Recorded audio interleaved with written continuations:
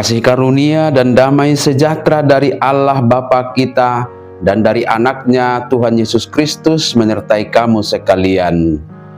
Amin. Saudara-saudari, sahabatku yang terkasih di dalam nama Tuhan Yesus, firman Tuhan yang menyapa kita di awal minggu ini, hari Senin tanggal 20 Juli 2026, tertulis di dalam kitab Wahyu pasal 21 ayat 4. Mari sahabatku kita simak dan renungkan firman Tuhan yang menjadi kekuatan dan inspirasi untuk menjalani hari ini. Demikian. Dan ia akan menghapus segala air mata dari mata mereka, dan maut tidak akan ada lagi. Tidak akan ada lagi perkabungan, atau ratap tangis, atau duka cita.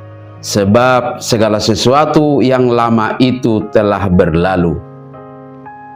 Jadi apusan nede batama nasa ilu-ilu nasida sian mata nasida.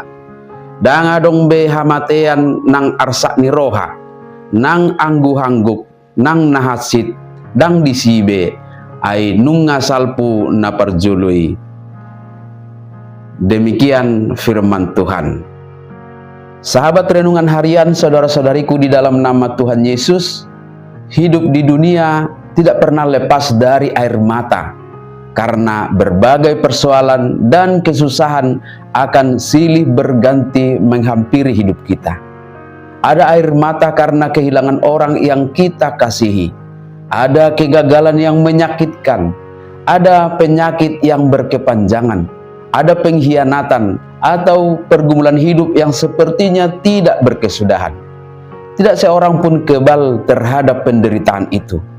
Di tengah kenyataan itulah firman Tuhan hari ini memberikan sebuah pengharapan yang luar biasa. Nas ini menggambarkan langit dan bumi yang baru ketika Allah menyatakan kemenangannya secara sempurna atas dosa, atas maut dan segala akibatnya. Puncak dari pengharapan itu bukan sekedar hilangnya penderitaan, melainkan kehadiran Allah sendiri di tengah-tengah umatnya. Ayat sebelumnya dalam Wahyu pasal 21 ayat 3 telah dinyatakan bahwa Allah akan diam bersama umatnya. Karena Allah hadir, maka semua hal yang menyebabkan kesedihan dan penderitaan, semuanya itu akan lenyap. Pernyataan Ia akan menghapus segala air mata menunjukkan kasih Allah yang nyata, bahwa Dia mengenal kita secara mendalam, bahkan mengetahui setiap air mata yang pernah kita jatuhkan oleh karena penderitaan. Tidak ada satupun penderitaan yang luput dari perhatiannya. Seiring dengan kasih Allah yang menghapus air mata, maka maut tidak akan ada lagi. Kematian yang selama ini menjadi musuh terbesar manusia akibat dosa telah dikalahkan oleh karya Kristus melalui salib dan kebangkitannya. Karena itu, bagi orang percaya, kematian bukanlah akhir dari segalanya, melainkan pintu terbuka menuju kehidupan kekal bersama Tuhan. Maka dalam persepsi iman, kita meyakini bahwa kematian bukan lagi perkabungan, bukan lagi ratap tangis dan duka cita. Dan untuk memahaminya kita dapat merenungkan pernyataan iman Paulus sebagaimana tertulis dalam Filipi pasal 1 ayat 21. Karena bagiku hidup adalah Kristus dan mati adalah keuntungan. Sahabatku semua, apapun bentuk penderitaan yang kita alami sekarang, percayalah itu hanya sementara.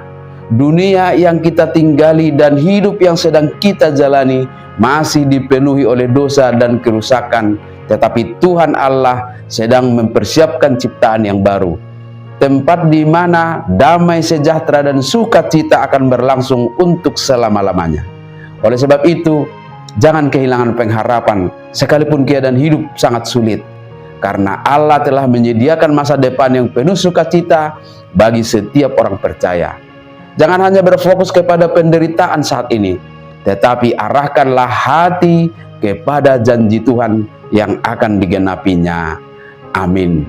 Selamat beraktivitas, Tuhan memberkati.